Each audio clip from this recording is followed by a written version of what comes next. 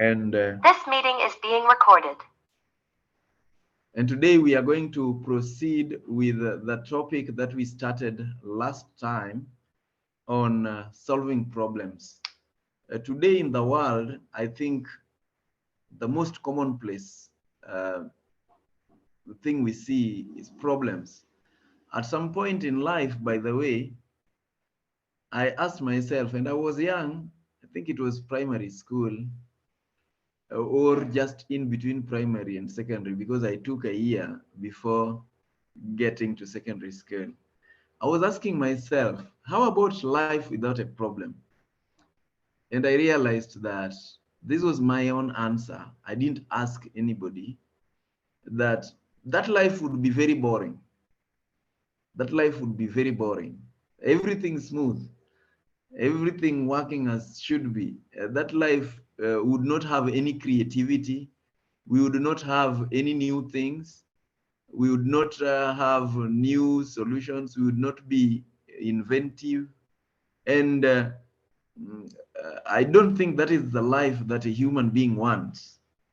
And so the subject of problem and problem solving is actually one that I think I've studied for a long time. And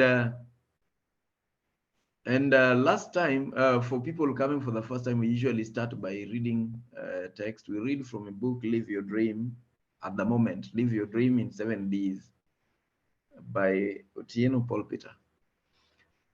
So we started from how to solve problems, and we read all this place. Failing to try is more serious. Failure is a more serious failure. When you get started, when you give it a shot, you give it your heart, you put your all. Running away from a problem does not solve a problem. And we came all the way and we started discussing the various steps that we use to solve problems. And number one was definition of the problem. We must clearly identify the problem. What really is the problem? Sometimes what we think is the problem isn't really the problem. Yeah. So we must find where the problem is. I remember when I was working with Africa Online, part of the joke that we had in IT was sometimes the problem is in between the desk and the computer. The problem is not the internet, not the computer, but they are in between. Yeah, whoever is seated there. So identifying a problem is a very important step. And then we moved on to number two. Yeah, seeing much, suffering much, and studying much are the three pillars of learning by Benjamin Disraeli. And we moved on to number two, which is what can I do? I now know the problem. Is it something I'm familiar with? Is there anything I can do? And the moment we know what to do, then at least we can do it. We can start doing it. If you do not take action, possibly no one else will. Taking up responsibility. Yeah. If you sought the counsel of a mentor, nothing happens if you do not act on it. Yeah. We cannot solve our problems with the same level of thinking that created them. That's Albert Einstein. So the moment you have identified the problem or problems and accepted responsibility, find what you can do about it and do it quickly. Get on because you do not have all the time. And one of the few things you can do in solving problems follows in the question below. And this is where we need to get started. What can I read? So somebody can pick it from there to read for us.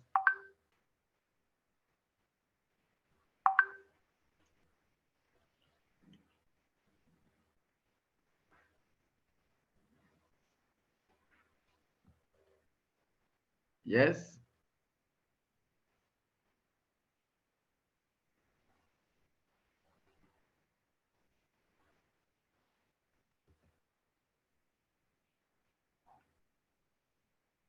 Are we there? Anybody wants to read?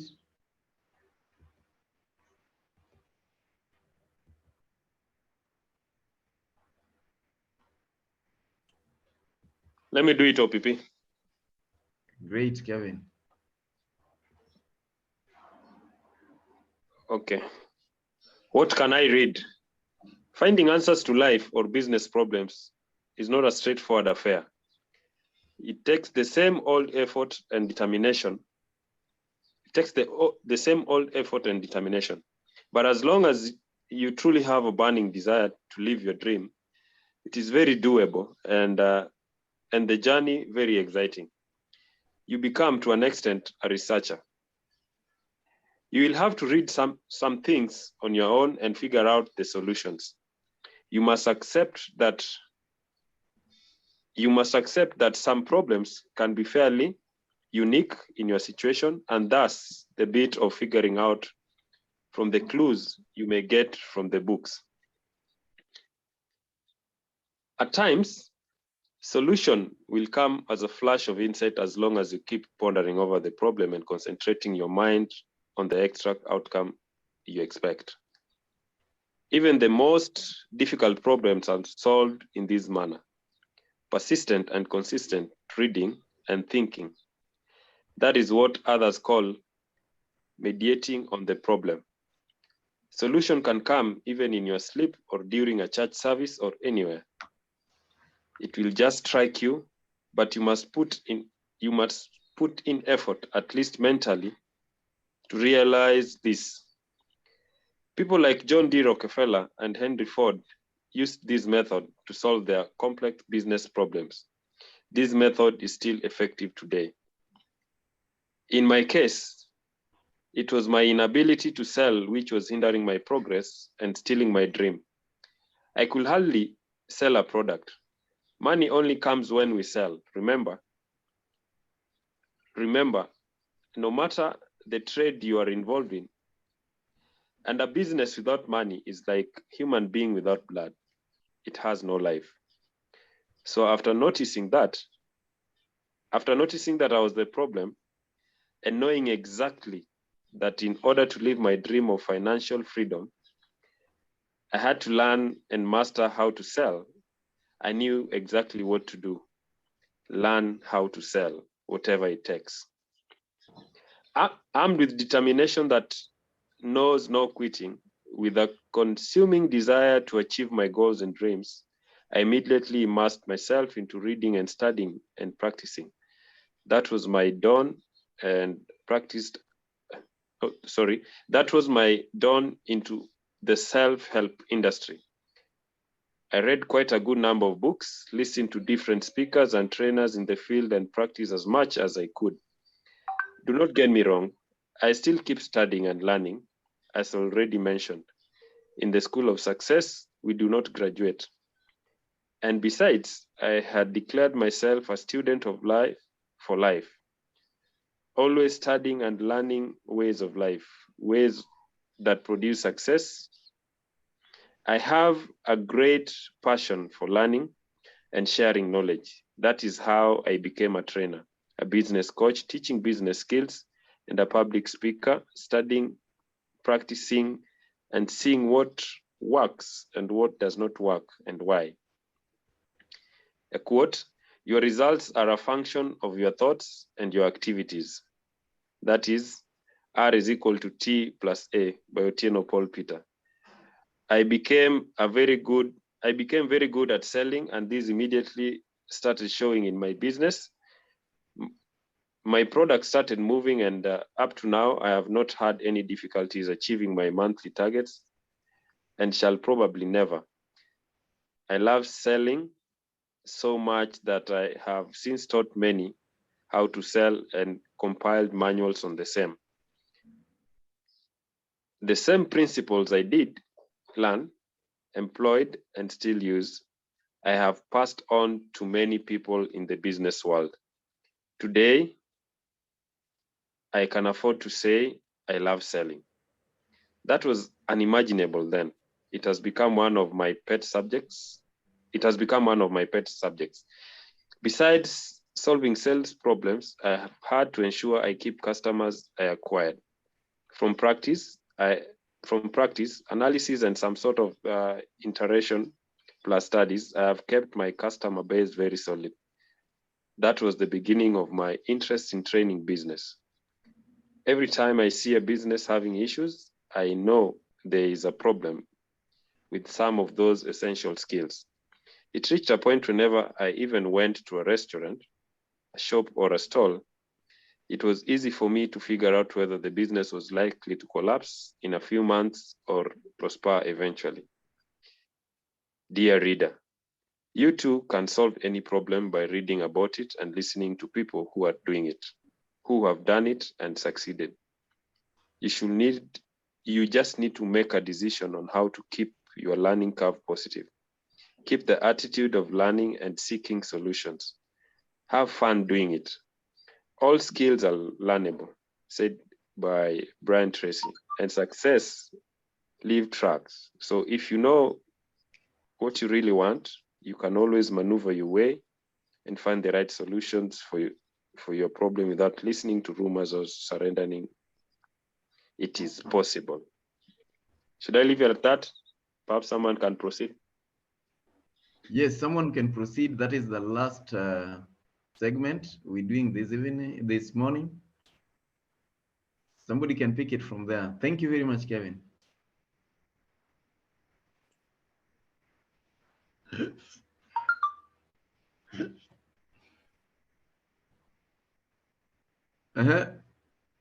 Are people awake?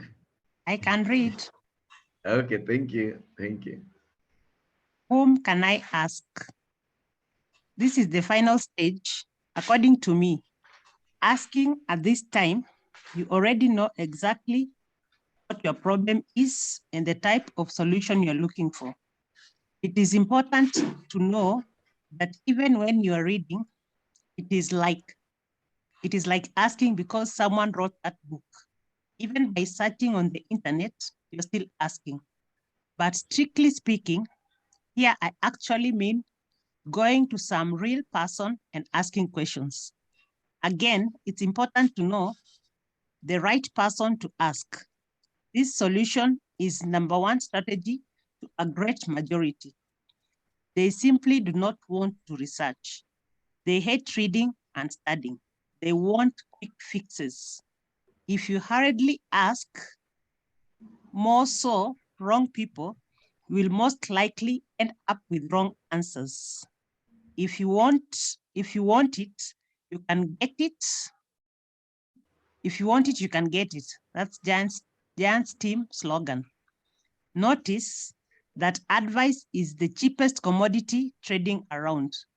Everyone gives advice, including failures and fools. Well, it's not that failures should not give advice. They should. Perhaps they'll assist you in avoiding a pitfall. You only need to know their honesty. They should teach you what can make you fail rather than what can make you succeed. More so if they are really analytical. But it is important to know the type of failure we're talking about. A failure in this context is someone who either failed to start or failed to finish.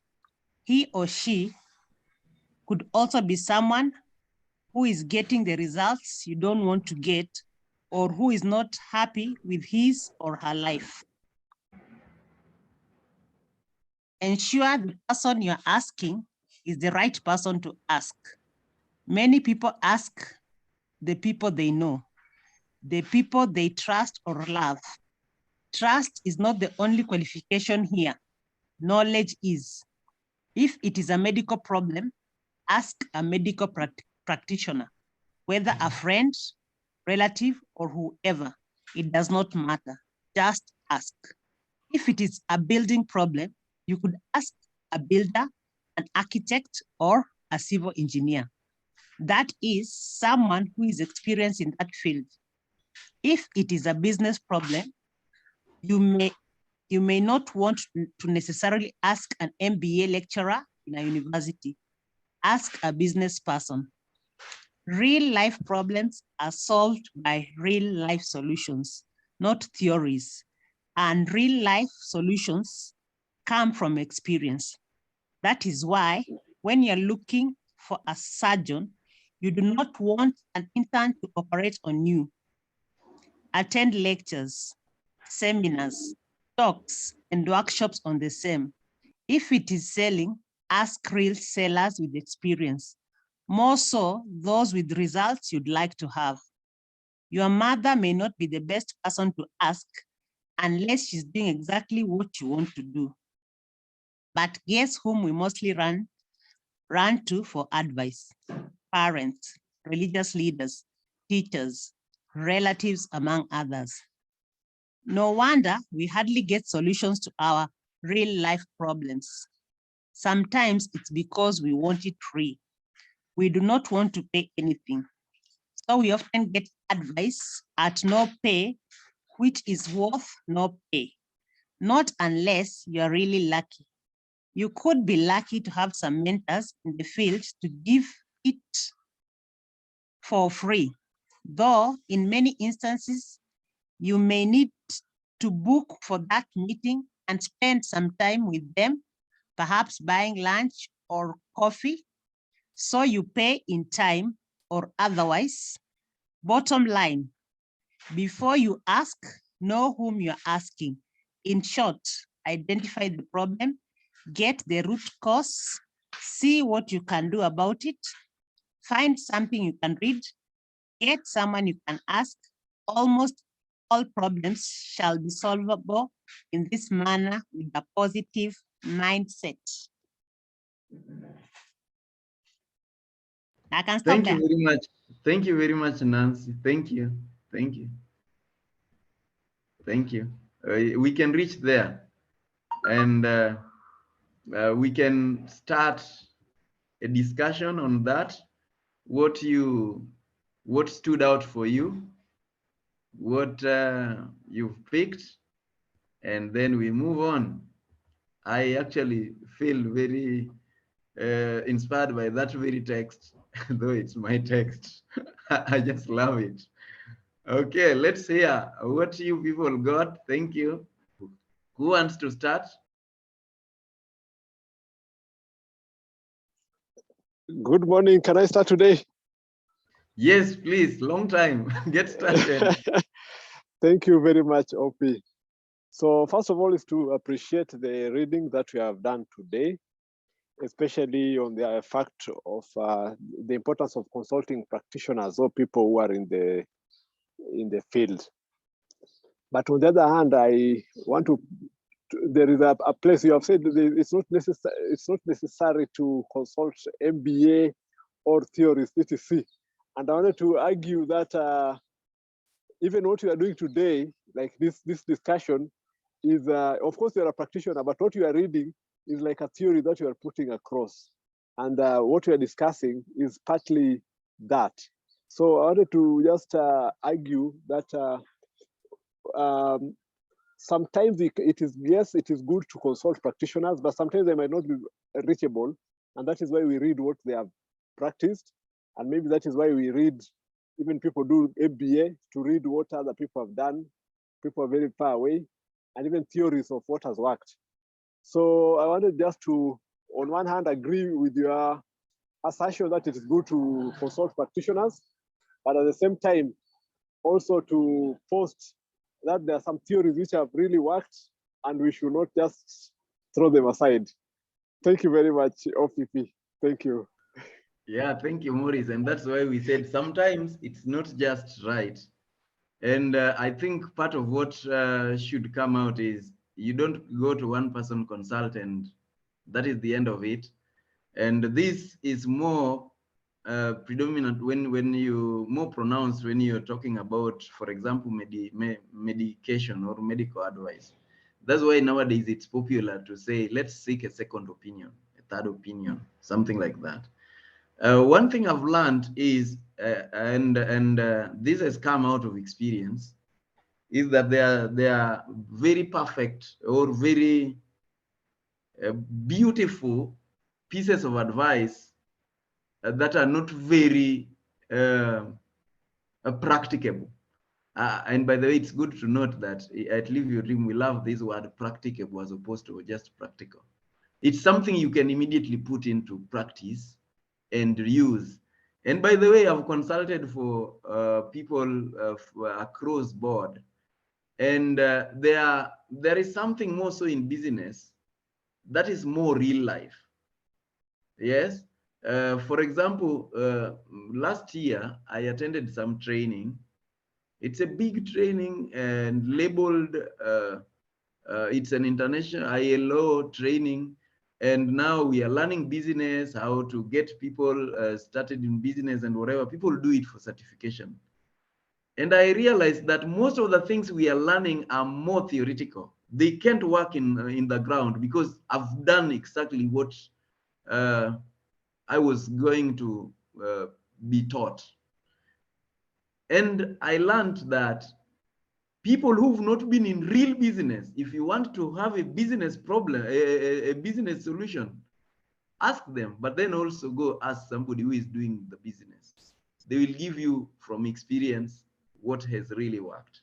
Last year, again, I was mentoring some other business people, and I came across very interesting facts. Yeah, and I'll tell you, for example, one of them was running a big water business, distributing water to various people in their houses. And he was telling me, you know, most of these people you meet talking about water, they don't know much about water. Yeah, they don't know. They've not been able to solve my problem. I had to look for my own ways, studying, researching to get a solution to my own problems. These people, I called almost all of them, the people you know in the industry, they don't know these problems. They don't deal with them. You see? So from that person, you will be very much able to solve your problem. Now, part of what we were discussing with him again was how to raise fund for business. And we are just doing a conversation. And this is what he told me. You know, which year, some year there, I went to a friend. Part of what people learn in raising funds in business, you will read about 3 F's: family, friends, and fools, if you are getting started in a business. Yes.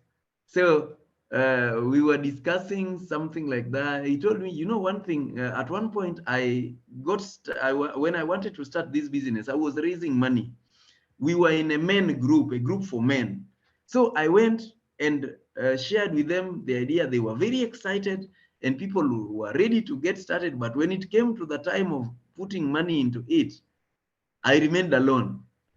And I went to another friend of mine, and then this is what he told me. He told me, come tomorrow at whichever the time, I don't remember, I think around 9 a.m.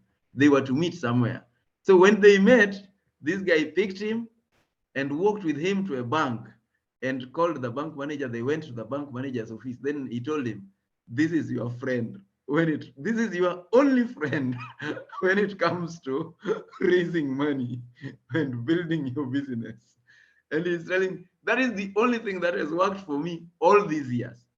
I tell you, dear friend, you will consult everywhere, but get to know whom are you consulting? Have they walked that road? Thank you, Morris. And I love always the angle that you bring. It makes me think. Great. Yeah, let's have a contribution. Let's have a contribution. Yeah, Muridi and Jambi. Good. What stood out for you?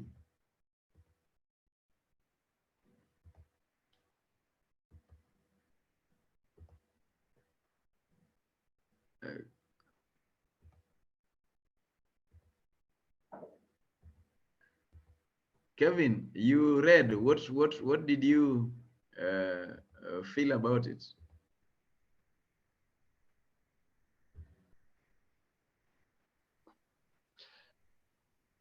What I gathered, OPP, was do not just go on a spree of consulting.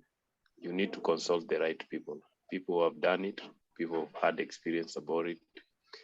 and not just people who've experienced it, people who have had results having done it. So that for me was a key takeaway. Thanks. Thank you. Thank you very much. And by the way, we said that the procedure, this is a process I recommend. It may not appeal to you. Well, John, we get it. It may not appeal to you, but this is the process I recommend. You first must get to identify what the problem is. Enough of us will rush to go consult even without knowing what the problem is. So we first start by identifying the problem, and then we can ask ourselves, what can I do? And many times, if it's something that you have experienced before, you've interacted with before, you may be able to get the answer to what can I do. And then thereafter, you are unable to figure out what to do, you start researching, studying, finding what you can read. And I know enough people don't like reading. Many times we talk about reading with people, they say, I don't have time. Apparently, this guy has time to watch TV and read all the social media, read WhatsApp messages, forwards, Twitter, everything else but reading. And they are also serious about succeeding, apparently. And then from that point on, you go to whom can I ask? And that is why we are saying again, asking also entails even reading, because you're still consulting the book that the person who wrote the book. Sometimes you may want to reach somebody to ask, but you can't reach them, maybe only through their books, maybe only through their videos somewhere. So that is part of asking. So, but that is the process. That is the process. Great. Liz.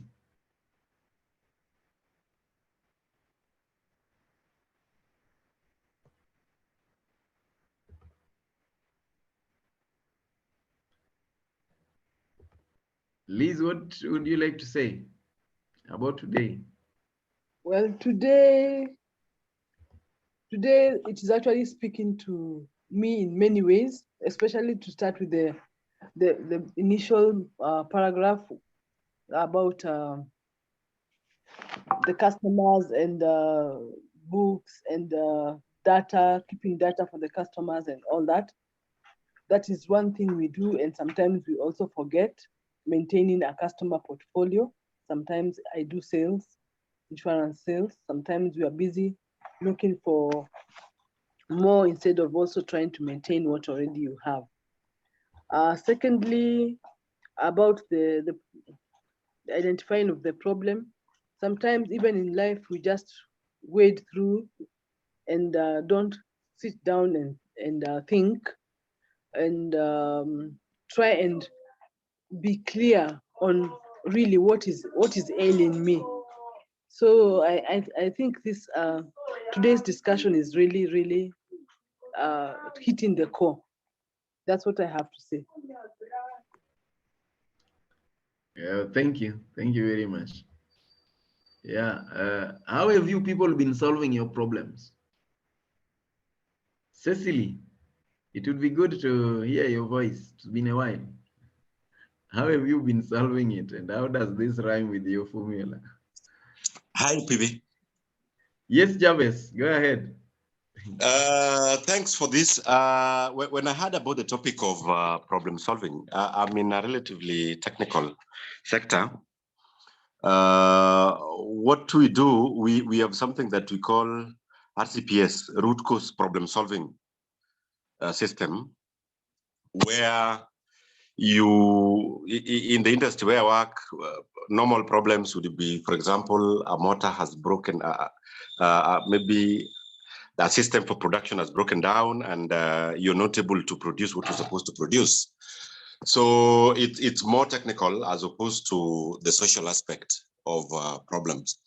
So what we do, we start by listing the possible root causes And then after enlisting all the possible root causes, then we choose for a maximum of 2 possible causes of where the problem is coming from. And then we put it on a fishbone diagram. In the fishbone diagram, then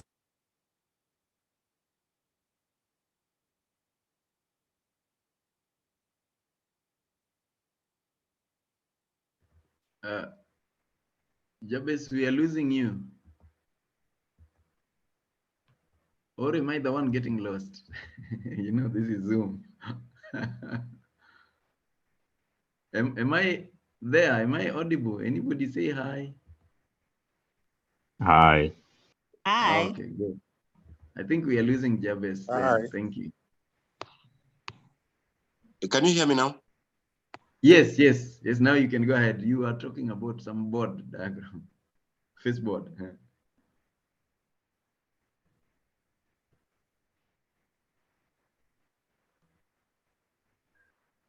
Go ahead, Jabez.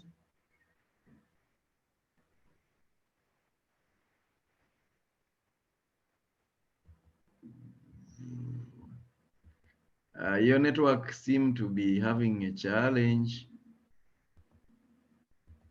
from Kisumu City.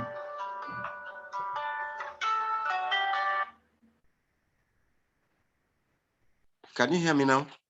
Can you hear me? Yes, now move on.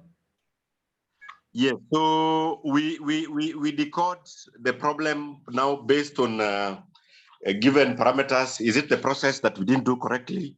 Is it the measurement that is an issue?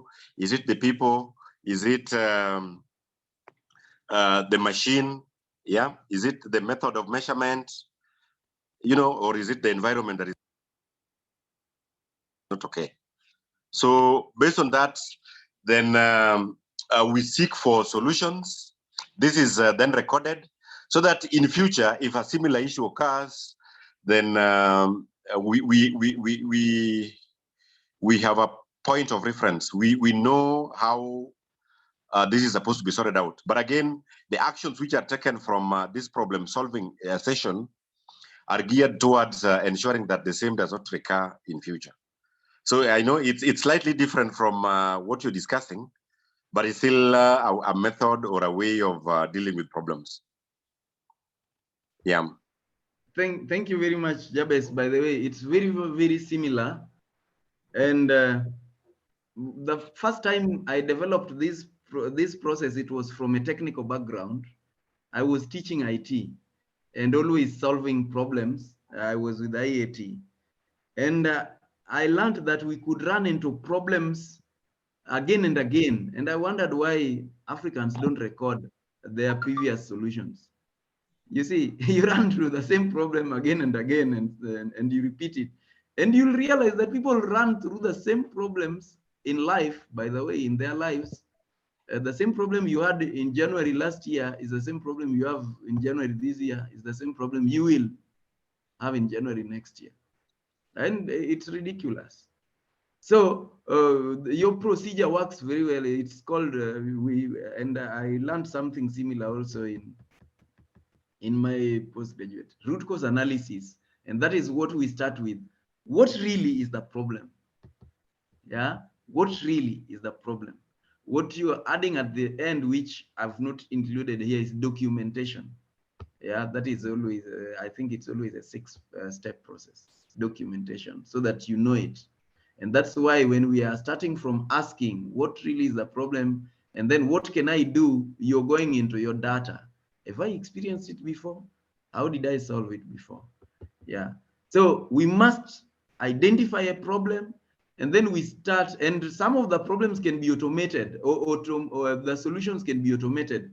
Like yours can be automated at some points where you know that if I see this particular color, I know I did not add this enough. If I see this particular feature, I know it is this which did not go well.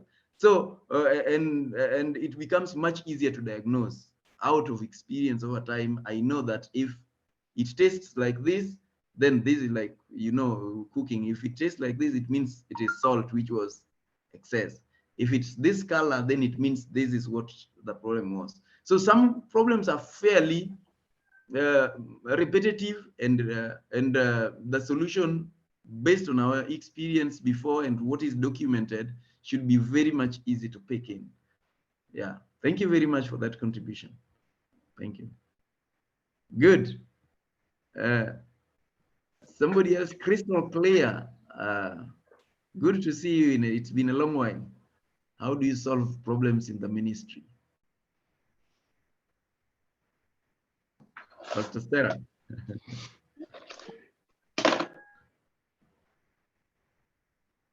Maurice, you wanted to say something?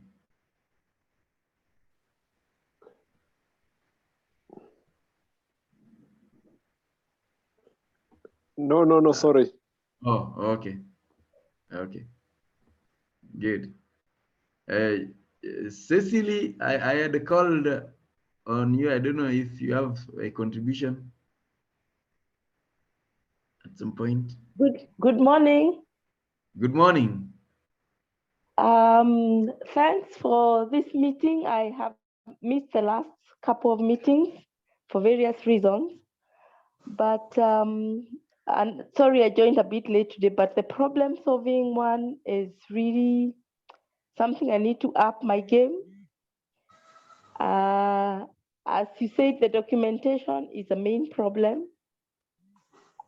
Interesting that I'm now doing my own business at work. I would really document.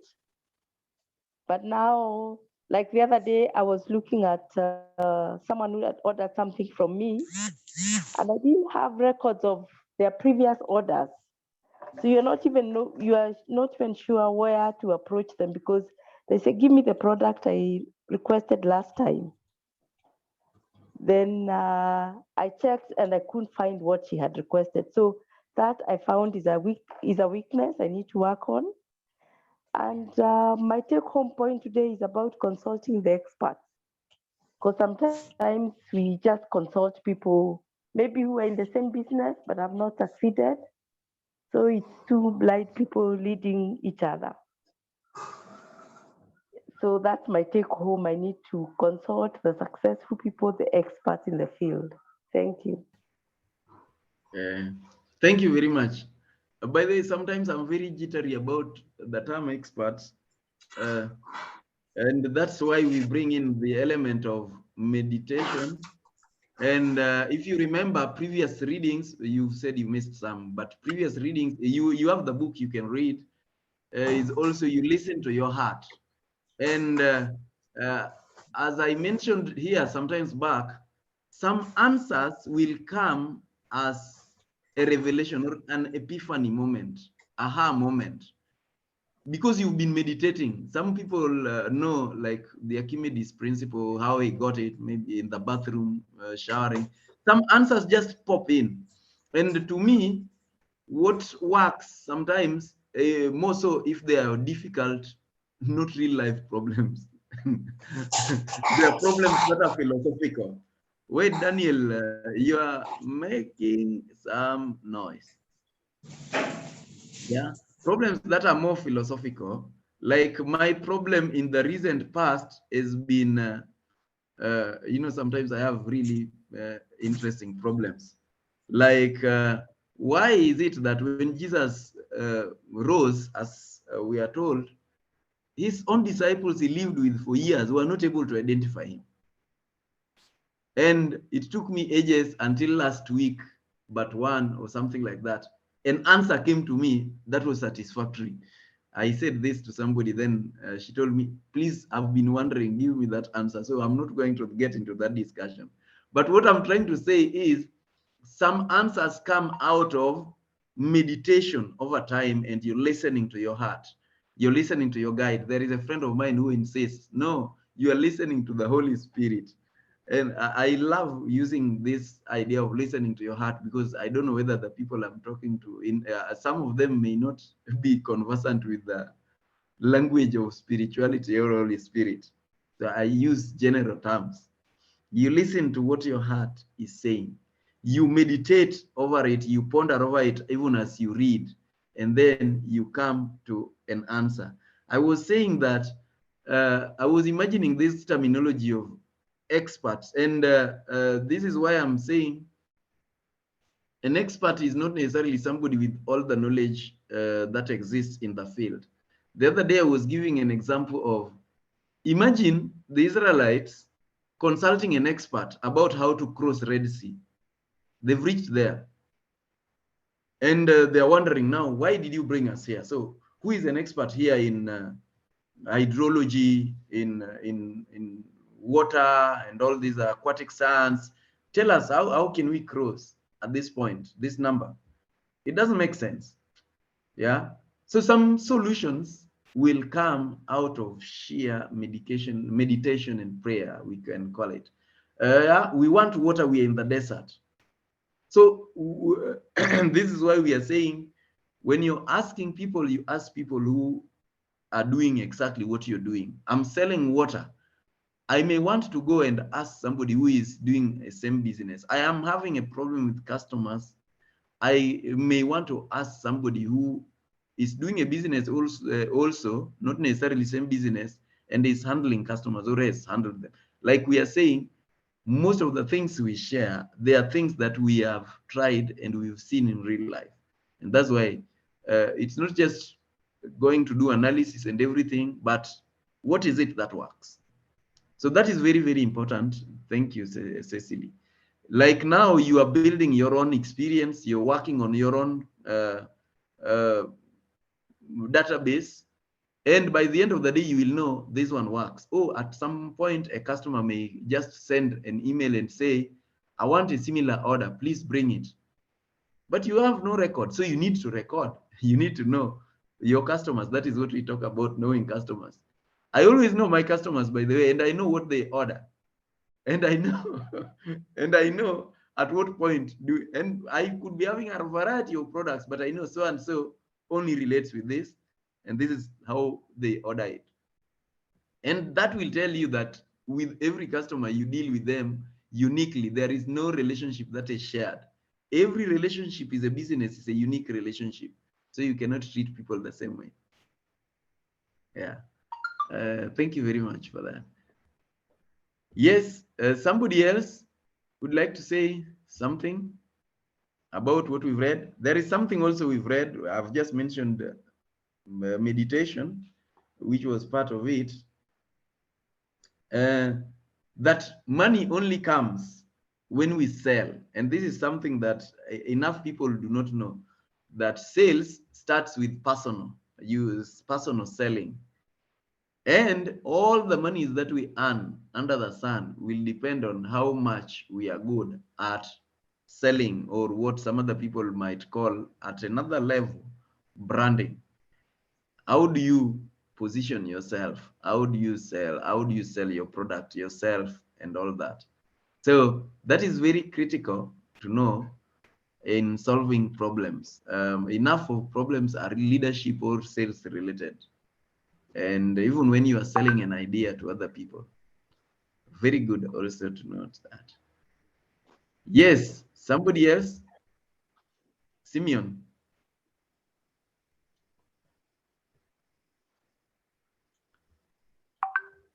Simeon, you want to say something? You've unmuted.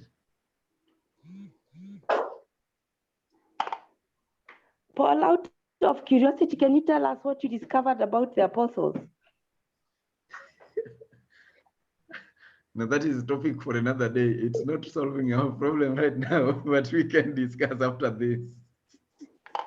Okay. Simeon, you want to say something? Okay, or you're having problem technically. Yes, people who are there from the beginning. Njambi, probably it's your first time being here. Anything you can say from what we read?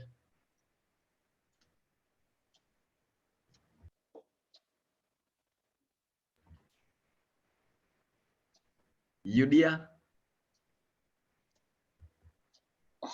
Thank you, Paul. Peter, I think for me, it's my first time being able to attend this meeting. And I think what has stood out for me is, if you want it, you can get it. There's the will that has to come within you. Thank you. Thank you very much. If you want it, you can get it. That was our motto at some point. We had a team called Giants Team. Anthony Muridinas. Yes, yes. Njambi says it's already up there. And nuance from a text, importance of presence of mind, and clarity in solution provision. Real problems requiring practical, real solutions. Thank you. Yes. Elsie, what would you say? I know you solve problems daily. And it's all about identifying the problem. I guess that's where it is. And then not generalizing the solution. That's what I'm hearing. There's a way we say one size fits all, but what I'm hearing is just be cautious to identify the problem, name it, and then now look for the solution. Yes, yes, identifying the problem. That is the first point. And I think there is somebody who said that a problem identified is a problem half solved. Most times, if we can't identify a problem, we will never solve it.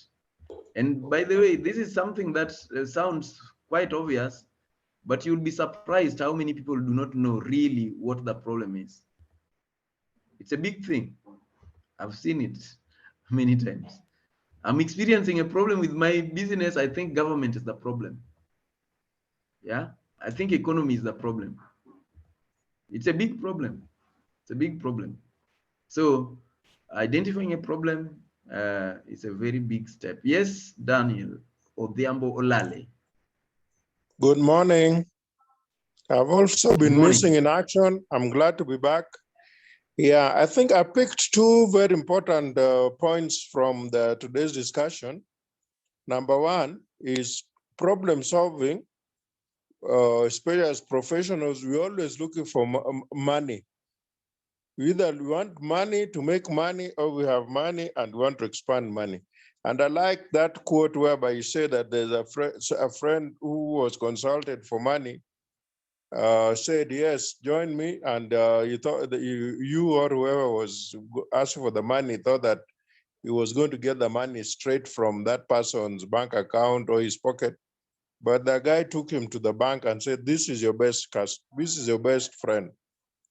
And that's why we always go wrong. We always go to friends. We always go to colleagues when they look for money.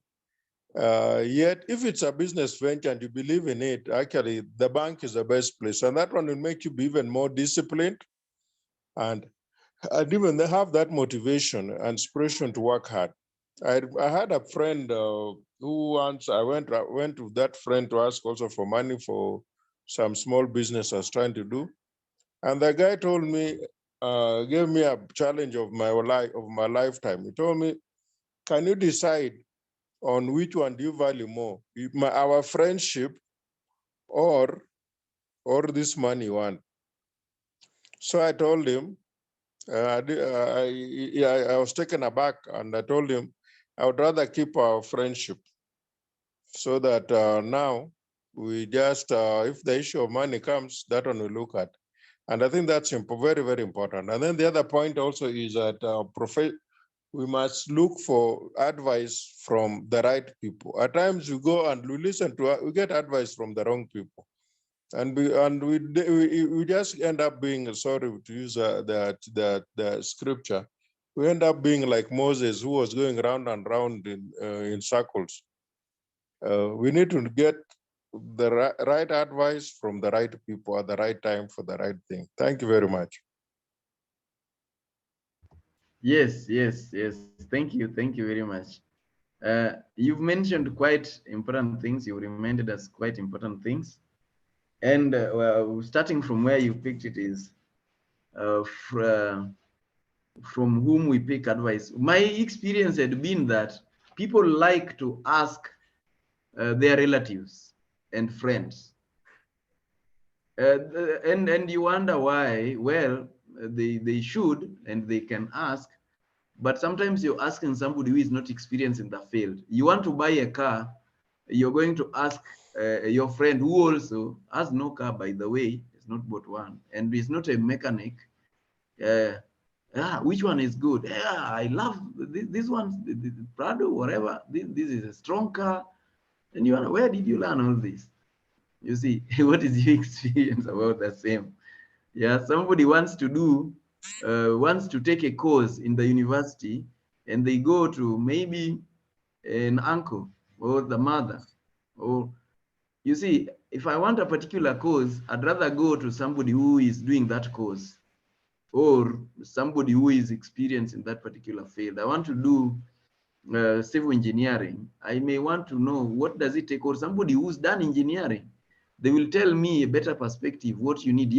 Not yesterday, but on Saturday, I was mentoring some children. We usually do this in Rotary. And enough of them were asking, I was asking them, they are in secondary school, what is it that you want to be? What is it that you want to do? And now I'm checking against their grades, and I'm telling them, if you are going to do this particular course, you need this, they call them subjects. You need this subject, you need this subject, and you must pass. There is what we call cluster. They've never heard of something called cluster. Now, if you go talking to, they go talking to somebody who has no experience in that, the best they can be given is motivation. Yes, everything is possible. Work hard for it. Yes, but they don't know. Another one told me he wanted to do, is it some form of engineering? And I was asking, so what do you need to do this? He's telling me at least a C+ in maths. You what C in what? I told him, you will never even see the gates of the university with such grades. You see, so unless you want to do it in some small technical whatever, some certificate course.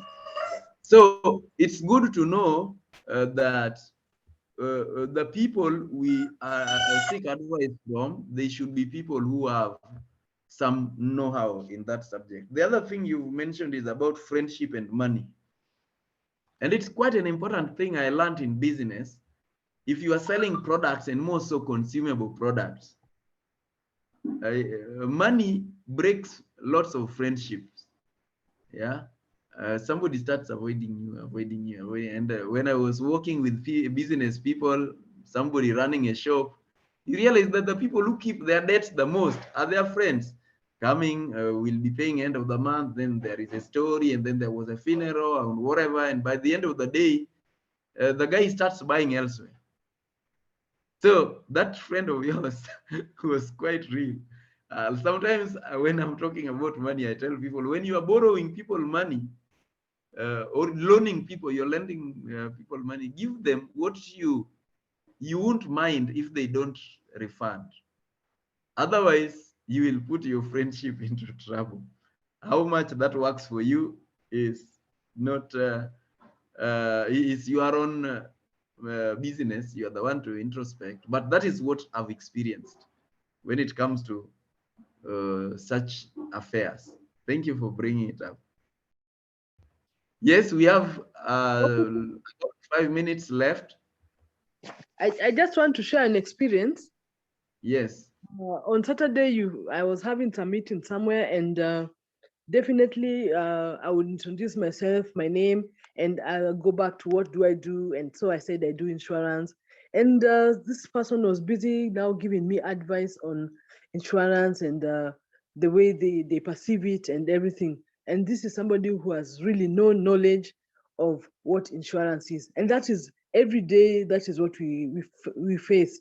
You tell somebody you need a medical cover, you try to explain why do you need the medical cover, and you realize that they have so much information which is wrong and they do not want to listen to the correct information. So sometimes when you say people should consult people who have the know-how is there, but it's the attitude of the people who are not ready to consume or to receive the technical maybe advices people are giving.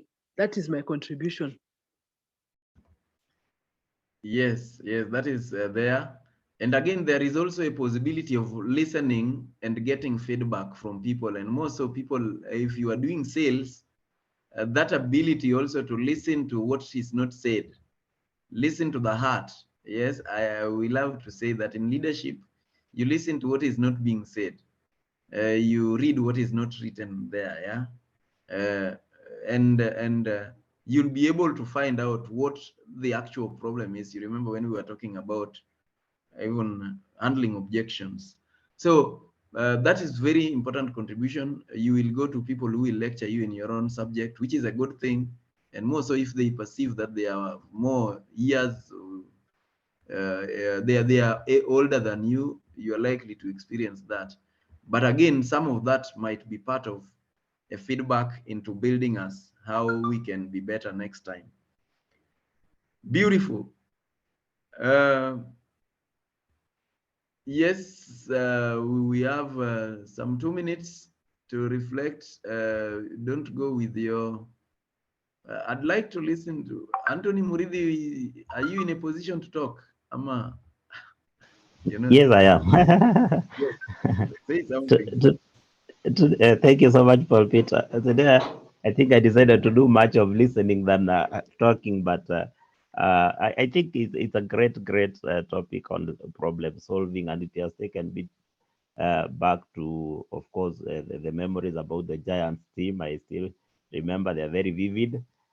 And when it comes to problem solving, I think for me, I've been sometimes in positions of leadership, and sometimes as a leader, you find yourself in a position where you have several issues, issues to resolve here and there, and the approach that you've given is pretty in order. Of course, getting to know the problem and also identifying the right source of the solution where to get guidance from. And it's an example. Sometimes I like giving that if I want mangoes, I can't go to a passion fruit tree and expect to get mangoes. It's the same way. I remember when I was importing my first before I imported my first car, I decided to consult friends and relatives who, of course, did not own any. And of course, you can imagine the kind of advice I got. With the car, it's going to be very expensive, fuel, you can get an accident, and, insurance things. And for some time, I listened to them, and it really discouraged me. But then at some point, I had to look at myself and say, wow, they're giving me all this, but I'm a person with a disability who public transport is a major issue, is a major problem for me.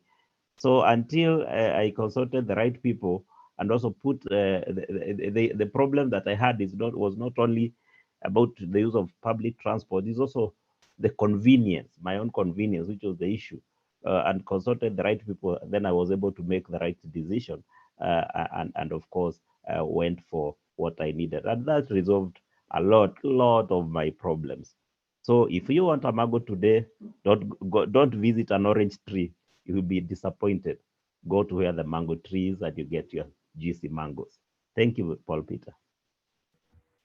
Thank you very much. Yes, sometimes we end up inheriting people's fears. They transfer their fears to us because we consulted them, and that's quite important. Thank you for sharing. I want to say two final things. One, we talked about consulting even people who failed in something, and all that we need to do is ask them what they think caused them to fail, or how they did it. And if we've learned how they did it, and we know that they didn't get the results that they were looking for, then we know how not to do it. A good example is how Thomas Edison tried more than 10,000 times to look for a solution for the lighting, electric lighting. And he said those were not ways to do it. So I just learned how not to do it. And that is a lesson that you can learn from people who've tried it and failed. I tried 3 times. What did you do? I did this, didn't work. I did this, didn't. Now you know what not to do. Yeah. Another thing that we mentioned was something that is a very a formula that I adopted a long time ago and very dear to me. It is R equals T plus A. Results that we are looking for, and we've been discussing this along the way, equals thoughts that we put in plus the activities. And that is very important to remember. And the thoughts that we have are a subject of what we read, what we hear, what we've built in our minds over the years, our beliefs, and everything else. So we must be careful what gets into our minds. Now, it's time, and so maybe we'll just close, concluding. And one is well, we will proceed with this particular chapter.